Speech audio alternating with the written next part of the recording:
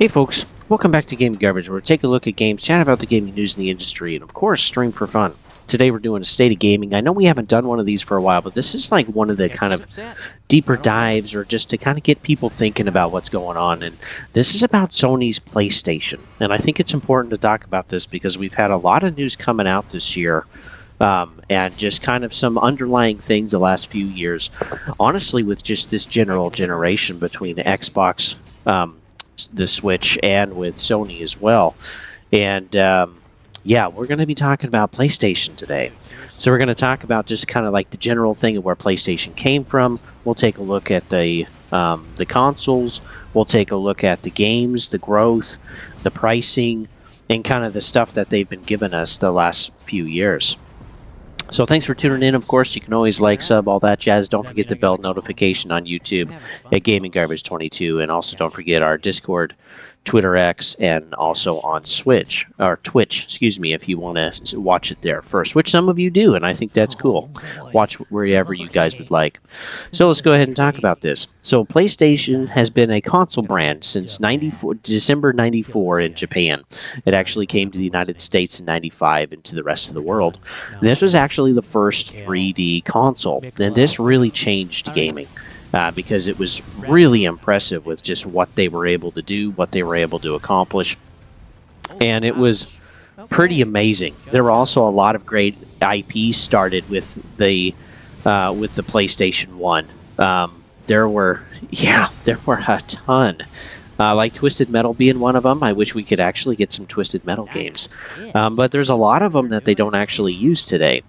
PlayStation 2 is pretty much sold out. Has outsold consoles almost every generation against Xbox, except for one. They were really, really close, and I think that was the 360 against the PlayStation 3. But yeah, this year they're not doing good either. But there's an overall trend too, is that there's actually less consoles sold overall between both companies, and it's like there's tens of millions of less consoles that are sold. And maybe that has something to do with the supply chain issues in 21 and 22, or maybe it has to do with something else, just that people are actually switching to PC or getting out of gaming altogether. But today, Sony has a serious issue with PlayStation, and it's pretty apparent. Their consoles, again, we talked about that a little bit, slowing sales, and so they're pushing more. They have a Pro, which is honestly, in my opinion, out of touch. Link in the description. That's a $700 price point for what we actually get, and in my opinion, it's not worth $700. There's also a 30th anniversary with actual bundles, which is nice, but still they're trying to sell the Pro. And all three versions that they've had, you know, the Pro and the 30th anniversary Slim and 30th anniversary Pro version, they don't actually have disk drives. And so we actually have to buy one, and the scalpers are in full force with PlayStation stuff. It's pretty insane, and this disc drive can, went from basically $80 if you can find one on the shelf, up to now some are even over $200 on eBay. Like, the scalpers are hard at work, and it's getting hard to find one, if you can really find one at all. And two, we don't even have the pricing yet for the 30th anniversary. Like, PlayStation is taking a different approach this time with the Pro. They know that people didn't really enjoy it or appreciate it very much. And so it's like, well, okay, we're just not going to give the price this time. We're going to let, them marinate and think about getting it and how much it's going to be. We know when it's going to come out. It's going to be in November. Pre-orders are going to start at the end of this month. But I think, I just think it's going to be crazy. I think the Slim is going to be $600 for the 30th anniversary.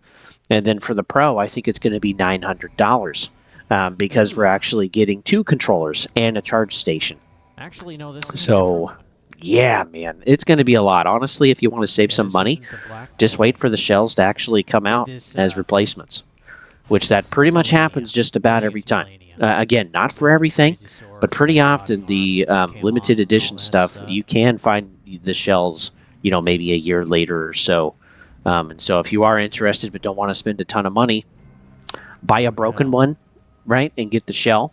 Wait for that to happen, or just try to buy a replacement shell itself. And you can find quite a bit of replacements on AliExpress, which is where a lot of the shells come from anyway. A lot of Chinese stuff. So maybe these shells are actually made in Japan, but most of the world still uses a lot of Chinese factories. Let's talk about the games. There's a lack of them. There's been a lot of live service failures. We're having a focus on remasters like we're going to get Until Dawn. Silent Hill 2, I think, is definitely worth it. But again, I just heard we're also going to get maybe a Horizon Zero Dawn, which we don't really need one because they're like, hey, buy the Pro so you can have better graphics.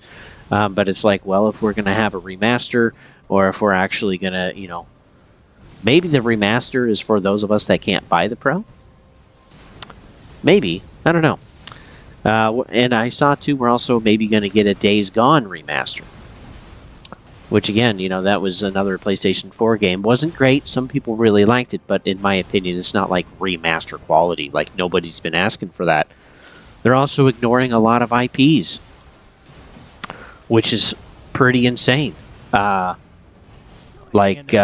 Future Cop, Jeep Police, Colony Wars, Twisted Metal, we mentioned that one already. Jack and Dexter, Sly Cooper, Killzone. Like, these are IPs that they've had, that they've built into franchises that people have been excited for, and then they've chosen to do absolutely nothing.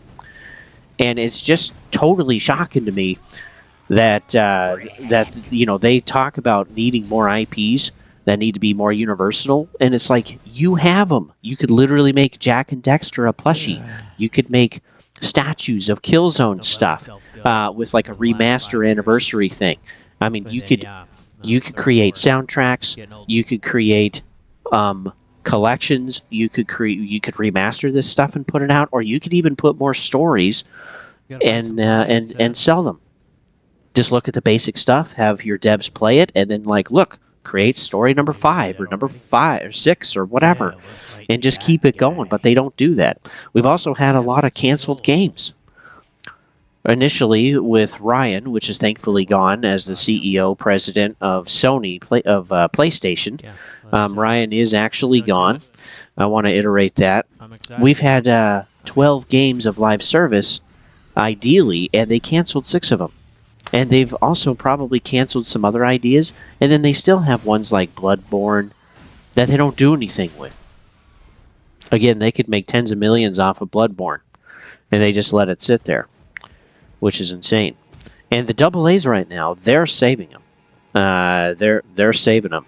Like Helldivers 2, that's a AA. Stellar Blade was another one. Astrobot. That's actually probably one of the bigger ones this year. But yeah, they just have a lack of games. They don't actually have any growth on their gaming services. So I've talked about this too on the channel. They're basically range-bound for almost 10 years now. They're selling a backwards compatibility list instead of actually growing older IPs or remastering them into collections. And then Xbox's backwards compatibility list is free, and it's been free. Game Pass is focused on selling you new games that are coming out on day one, and not just first-party stuff, but third-party stuff as well.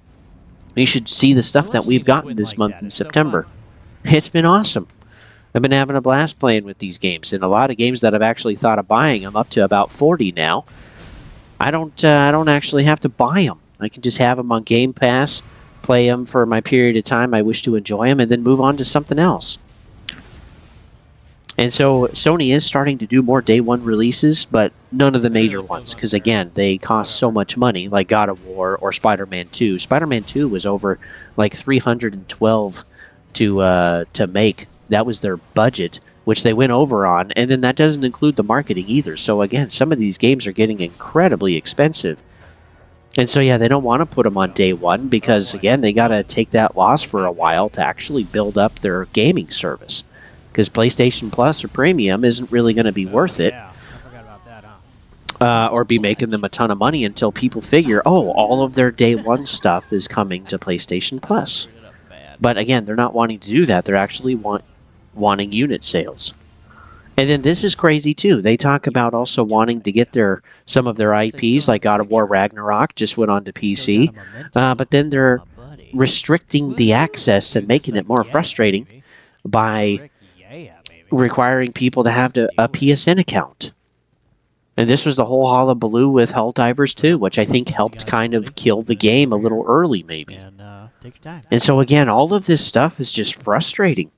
The rising prices, let's talk about those. I know it's, inflation, etc., but the prices that they have are above inflation. I mean, honestly, above inflation. Let's use an example of raising their multiplayer price, 33%. When they did that, deflation was about 22% in America, on average over that last several years. And they're saying, oh, it's we're going to raise it 33% to make some of that money back, and it's like you're adding another 11% on top of that. Now, what's crazy about Like, it's not just inflation. They're just jacking the prices up just to try to get more money and boost that revenue. They do make about $29 billion just on PlayStation. there's something totally But like, they raised the cost of the basic controller. The Pro is $700. This is the first time Sony's actually taken their refresh model and made it more expensive than the original launch price. The like we said, multiplayer is $80 now, and all of their other services are more expensive too. For a backwards compatibility list, I'm only going to play those games so much, folks. And I would rather have the collections. I would rather have the remasters for them to actually bundle that stuff and say, here PC, here Xbox, here PlayStation, here Switch, play these games. You know how much money they could make if they release some of these on the other consoles, or at least get them out there for their own players. But they don't do that. They got them behind a paywall. The Edge controller, $200 minimum, which is just because the price increase that we've had has pushed it to roughly, let me think here. It's pushed it roughly to, I think it was 42%. And that doesn't include like the disk drive. If you include the disk drive, it's going to be well more than that. That was pretty good. So like, the prices are just crazy. The Pro itself, it's pretty much a failure as an optic and actually what it's supposed to do, because they can't deliver what they're pitching. 4K at 60 frames is not possible. They can't lock it that way. They can't actually do that. That's their target, congratulations. But, the PC equivalent for cost can actually do 4K at 60 frames. And they went with software improvements this time instead of focusing on hardware. The PS4 Pro, that was a hardware thing with a little bit of software. And this time, it's pretty much all software with an upgraded GPU. Now, GPUs are expensive. I understand that. But they also upgraded the hard drive from 1 terabyte to 2 terabytes, which is necessary. But all of the stuff that's required for the Pro to actually be fully utilized requires a patch from every single developer for every single game. Go back and watch or read some of the articles or even their blog and look at some of the language they used of targeting and possible or could be. And it's like you're selling the hope that developers are going to bail you out and actually make patches for these games. I'm sure their first party, it's going to work great. Of course they're going to do that. It's their own studios. But what about all of the other developers? What about all of the other games? While these developers are also making new games for us to play. I'll just be over here. See, I just think it's crazy. Overall, I don't think PlayStation really has a value proposition against Xbox. And I honestly don't know what they're doing. I mean, I've owned every PlayStation except the PlayStation 5, and I don't want to own the PlayStation 5. I mean, again, full disclosure, I will go wherever my friends are, but generally speaking, it's like, I don't want a PlayStation with what they're trying to sell me. That kind of stuff doesn't matter to me. And then it's like, I don't have games. If I'd focus more on the exclusive stuff, I'd rather focus on Xbox. And then we don't have to keep everything on Xbox either, because some of their first party stuff is going to go to PlayStation. And we just found out that's actually going to starting to happen too with PlayStation as well again, after they already kind of indicated, no, we're not going to put stuff on Xbox, we'll put stuff on PC. But we just found out Silent Hill 2 is going to go to Xbox next year. We got to wait a year. But that's pretty standard. We had to do that with Deathloop, and there's some other games too. But like, it's just crazy what they're Very doing. nice. And two, I need to make mention that their best game that PlayStation had was Astrobot. Brother. Now, Astrobot, yes, a fun Don't game, waste my but I time. think the reason it was fun is because it was heavy in nostalgia. We Okay. had IPs Okay. that they're not supporting, a lot of them, and we had over 170 different cameos, I think, which is insane for the game. But we got to see stuff with Ape Escape, Bloodborne, Shadow of Colossus, Papa Rappa, Infamous. God, bring Infamous back. Oh my word. God of War, Jack and Dexter, Sly Cooper, Neo, Gravity Rush, No, please. Uncharted, Horizon, Oddworld, Don't Eco, go in. Killzone. Like, this is all of their Let's stuff. get another person. Oh, thank goodness. And that's just naming some of them. PlayStation, J-Tech. what are you doing? You're selling us hardware, you're selling us accessories that are expensive and overpriced, you're kind of amplifying your brand, and then you're not actually giving us anything to actually play with. Man, if this doesn't show that live service is done, and I do think it has its place, but like, this should show that live service is basically done. Ryan, when he was CEO or president of PlayStation, decided to go complete live service route, put all of the eggs in that basket, and it's destroying the company. It's just disgusting. So thanks for tuning in, folks. Don't forget to like, sub, all that jobs. That helps me out, honestly, reach more people as I try to inform people and educate people. And don't forget, we also have Twitter X, Discord, and also you can watch me over at Twitch. So hopefully you guys are doing well. I'll see you guys on the next one. Oh, no.